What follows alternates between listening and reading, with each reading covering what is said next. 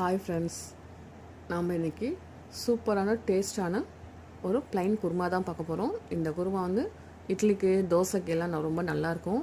குருமானா நம்ம சப்பாத்தி தான் சாப்பிடணும் கிடையாது, இது டிஃபனுக்குமே நல்லாயிருக்கும். இது எங்கள் வீட்டில் நாங்கள் அடிக்கடி செய்வோம், ரொம்ப டேஸ்ட்டாக இருக்கும். ஆனால் நான் சாப்பிடவே மாட்டேன், எனக்கு குருமா பிடிக்கவே பிடிக்காதுன்னு சொல்லுவேன். அதனால் எங்கள் அம்மா கோவத்தில் ஒரு நாள் என்னை அடிச்சிட்டாங்க. இருந்தாலும் நாங்கள் இந்த குருமா வந்து அடிவாங்கின குருமான்னு சொல்லுவோம். ரொம்ப டேஸ்ட்டாக இருக்கும். இதை நீங்களும் செஞ்சு பாருங்கள். குருமா வேண்டான்னு சொல்கிறவங்க கூட இந்த குருமா ரொம்ப லைக் பண்ணி சாப்பிடுவாங்க. இது செய்யறது ரொம்ப ரொம்ப ஈஸி, குயிக்காக நீங்கள் செஞ்சிடலாம். பட் டேஸ்ட் வந்து அவ்வளோ சூப்பராக இருக்கும். வாங்க எப்படி செய்யறதுன்னு நம்ம பார்க்கலாம்.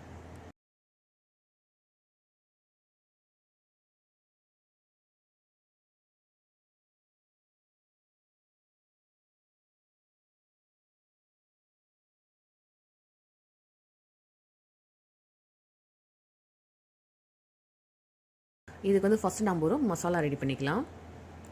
இதுக்கு வந்து 2 பழுத்த தக்காளி நான் கட் பண்ணி வச்சுருக்கேன். 1 ஸ்பூன் சோம்பு, நல்லா ஒரு 10 பல் பூண்டு. இதுதான் ரொம்ப நல்லா வாசனை கொடுக்கும், அதனால் இதை சேர்த்துக்கலாம் தாராளமாகவே. தேங்காய், ஒரு பெரிய தேங்காய் பீஸை நான் கட் பண்ணி வச்சு சேர்த்துக்க போகிறேன். இதில் பொட்டுக்கடலை 2 ஸ்பூன். பொட்டுக்கடலை வந்து ரொம்ப அதிகம் சேர்க்க வேண்டாம், இது நல்லா திக்னஸ் கொடுக்கும் குருமாக்கு, நம்ம அதுக்கு தான் சேர்க்குறோம்.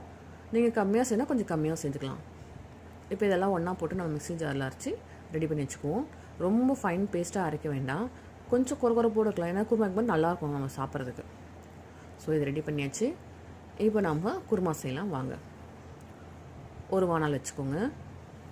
வானலில் ஒரு 6 ஸ்பூன் எண்ணெய் விட்டுட்டு, எண்ணெய் நல்லா சூடானதும் பிரிஞ்சி இலை, இது நான் வாசத்துக்காக நான் சேர்க்குறேன். உங்கள்கிட்ட இல்லைனாலும் நீங்கள் ஸ்கிப் பண்ணல, வேண்டானாலும் அதை விட்டுடலாம், ஒன்றும் பிரச்சனை இல்லை. பட்டை, கிராம்பு, இந்த சூளை நல்லா பொரிஞ்சிச்சு. இதுக்கு நான் நல்லா ஒரு பெரிய சைஸ் வெங்காயத்தை மெல்லிசாக அரிஞ்சு வச்சுருக்கேன், கீத்துக்கிட்டா. அதை இப்போ இதில் சேர்த்துக்கலாம். சேர்த்து நல்லா கோல்டன் கலர் வரக்கு நல்லா வதக்கணும். அப்புறம் ஒரு கையில் ஒரு கொத்து கருவேப்பிலை, நல்லா ஃப்ரெஷ் கருவேப்பிலை போடலாம், இதுவும் நல்லா வாசனை கொடுக்கும். இதையும் சேர்த்து நல்லா வதக்கிடுங்க. வதக்கியாச்சு. இப்போது நம்ம அரைச்சி வச்சுருக்க மசாலாவை சேர்க்க போகிறோம். இவ்வளோ தான் நம்ம குருமா செய்ய போகிறது, அதான் நான் ரொம்ப சிம்பிள்னு சொன்னேன். அந்த மசாலாவை இப்போ நான் சேர்த்துக்கிறேன். சேர்த்துட்டு இதுக்கு தேவையான அளவுக்கு உப்பு, மஞ்சத்தூள், ஒரு 1 ஸ்பூன், மிளகாய்த்தூள். இப்போ இதுக்கு வந்து நான் வீட்டு மிளகாய்த்தூள் சேர்க்கலை, ப்ளைன் மிளகாய்த்தூள் தான் சேர்க்குறேன். ஏன்னா இது காரம் கொடுக்க போகிறது இந்த ப்ளைன் மிளகாய்த்தூள் தான், அதனால் வந்து நான் ப்ளைன் மிளகாய்த்தூள் சேர்த்துருக்குறேன். நீங்கள் உங்களுக்கு வீட்டு மிளகாய்த்தூளே நல்ல காரம் கொடுக்கும் அப்படின்னா நீங்கள் அது கூட சேர்த்துக்கலாம், அதுவும் நல்லா டேஸ்ட்டாக தான் இருக்கும். இதெல்லாம் போட்டு நல்லா கலந்துட்டு இப்போ நம்ம குருமாவுக்கு தேவையான அளவுக்கு தண்ணி விட்டுக்கலாம். நமக்கு எந்த அளவுக்கு குருமா தேவையோ அந்தளவுக்கு நீங்கள் தண்ணி விட்டு நல்லா கிளறி விட்டுக்கோங்க. உப்பு காரம்லாம் சரியாக இருக்கான்னு பார்த்துக்கோங்க. தேவைப்பட்டால் இப்பயே நம்ம எல்லாம் சேர்த்துக்கலாம். நல்லா ஒரு கொதி வரட்டும்.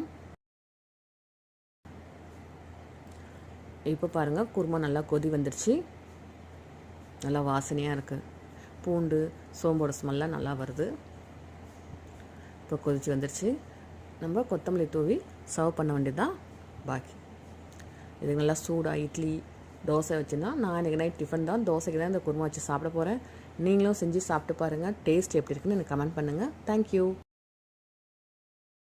இன்றைக்கி பார்த்த இந்த ரெசிபியை நீங்களும் உங்கள் வீட்டில் ட்ரை பண்ணி பாருங்கள். எப்படி இருந்துச்சுன்னு மறக்காமல் எங்களுக்கு கமெண்ட் பண்ணுங்கள். இது மாதிரி இன்னும் நிறைய ரெசிபிஸ் உங்களுக்கு வேணும் அப்படின்னா எங்கள் சேனலை சப்ஸ்கிரைப் பண்ணுங்கள். தேங்க்யூ.